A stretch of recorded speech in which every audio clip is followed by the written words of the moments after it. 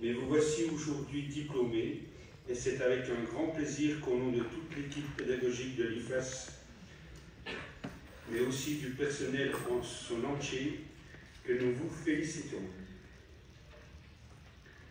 Cette cérémonie conclut pour vous une aventure débutée en septembre 2022 pour la majorité d'entre vous et qui s'achève aujourd'hui par la remise de ce fameux diplôme d'État. Vous êtes la seconde promotion formée et diplômée sur la base du nouveau référentiel aide-soignant du 10 juin 2021. Nouveau référentiel qui prend en compte votre parcours antérieur pour vous proposer un dispositif de formation adapté. En septembre, la promotion était composée de 101 élèves primo-entrants relevant des cursus suivants. Il y avait 68 élèves qui sont entrés pour réaliser un parcours de formation complet. Et sur ces 68, 45 ont été présentés à une session du jury DE entre décembre 2022 et août 2023. 10 élèves ont réalisé un parcours de formation post-baccalauréat professionnel ASSP, accompagnement soins et services à la personne, et les 10 ont été présentés à la session du jury DE, que ce soit d'avril ou août 2023.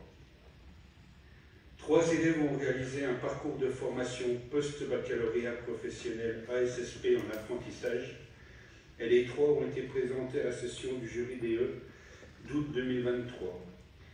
10 élèves ont réalisé un cursus partiel, et sur les 10, 9 ont été présentés à la session du jury DE d'août 2023.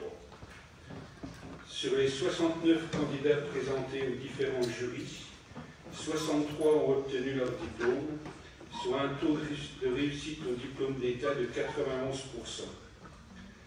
Mais avant de m'adresser à vous, jeunes futurs professionnels, jeunes confrères du soin, je voudrais tout d'abord excuser Madame Belot, directrice des ressources humaines, Monsieur Morieux, chargé de mission à la direction de la stratégie à l'ARS, Madame Buat, chef de cellule, voire de transformation, car je pense que vous serez d'accord avec moi pour dire que vous n'êtes plus les mêmes qu'à votre arrivée dans cet institut, nécessite d'avoir des ressources personnelles, mais aussi des soutiens dans les moments de doute ou de difficulté.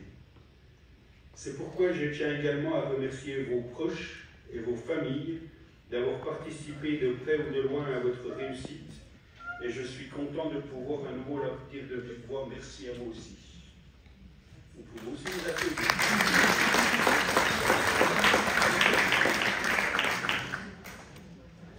Donc maintenant, je voudrais m'adresser au nom de toute l'équipe pédagogique à vous, futurs collègues, que de savoir, savoir-faire et savoir-être acquis tout au long de ce parcours de formation. Ce parcours vous a permis de vous construire une identité professionnelle qui, nous l'espérons, sera toujours orientée au service de la qualité et de la sécurité des soins dispensés aux patients dont vous aurez à charge.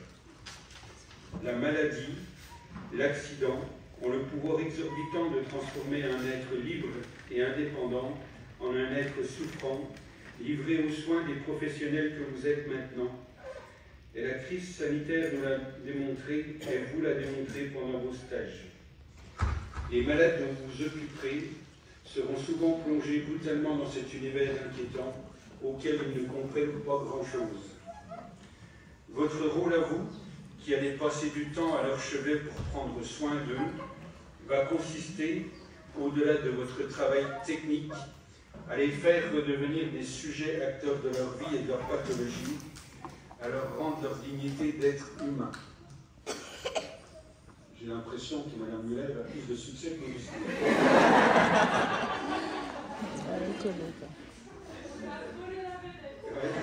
Votre réussite. Bienvenue dans le monde si riche, si intense, si émouvant, si passionnant de la grande famille des soignants. Merci et encore bravo.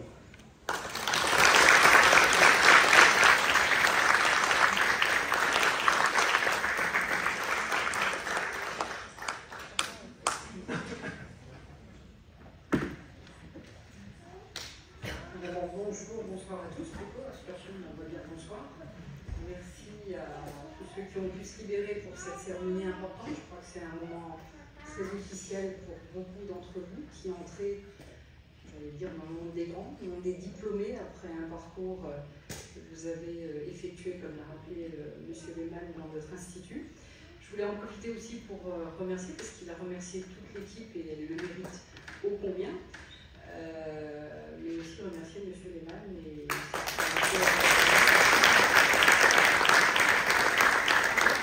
de porter ces instituts et de les porter bien au-delà de Mulhouse, parce qu'il ne le dit pas, parce qu'il me laisse en charge de l'institut ici, de formation métier de la santé, mais également à ROFAC, puisqu'il se partage au sein de notre groupement de territoire, et par les temps qui courent, former, accompagner et porter jusqu'au bout de la formation les différents étudiants n'est pas une mince affaire. Donc merci à vous et bravo à vous et à toute votre équipe.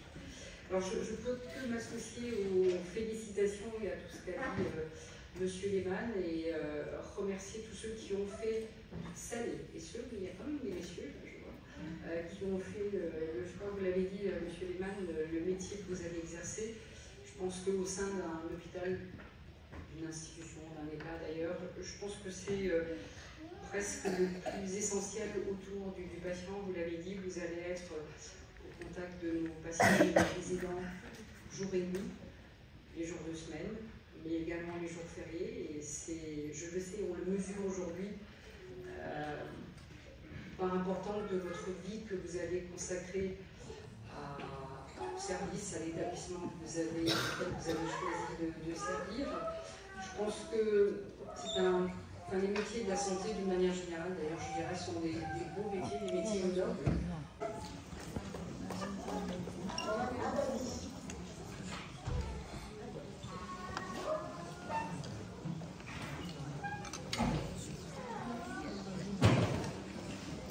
Madame Abbas, Normati.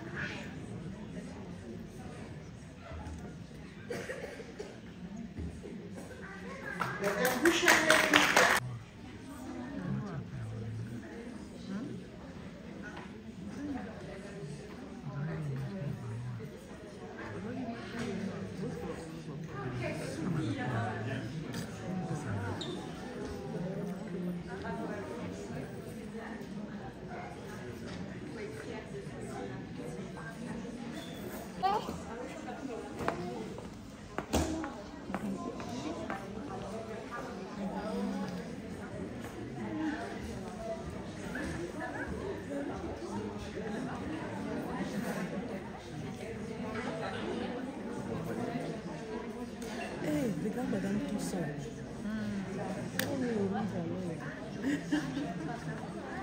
Un peu de féminin.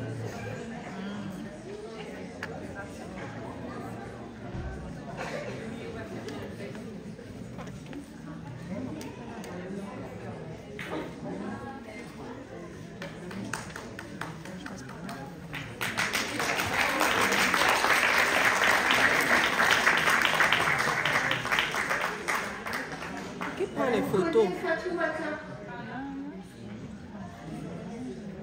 C'est moi.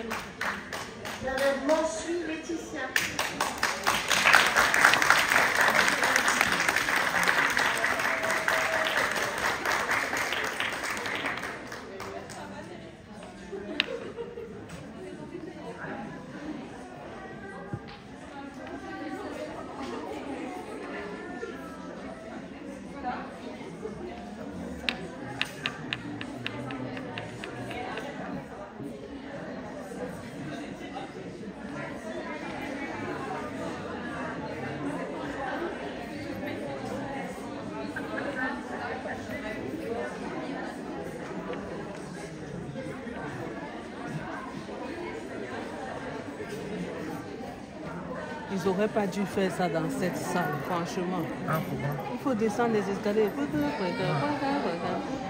C'est bien. Comme ça, on va voir comment tu fais le ciel.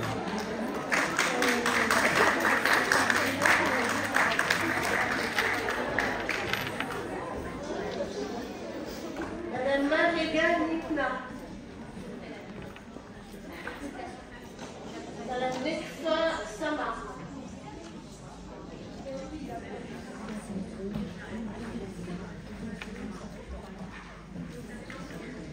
Madame Minka Amiraïsa.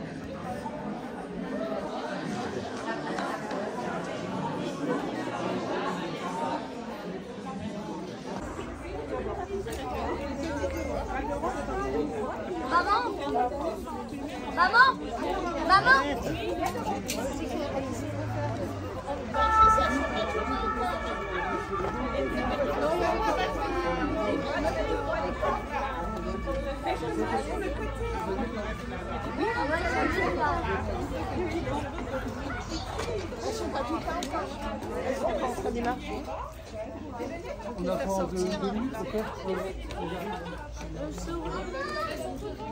Attendez, elles sont pas toutes là.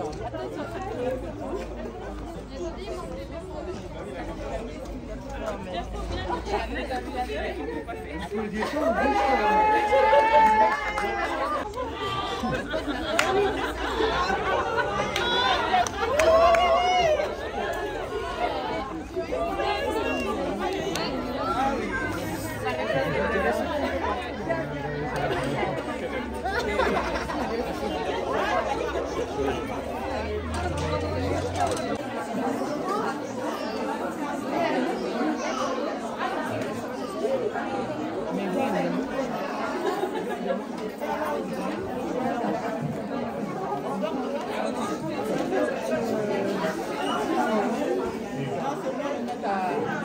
la table. On va la bataille.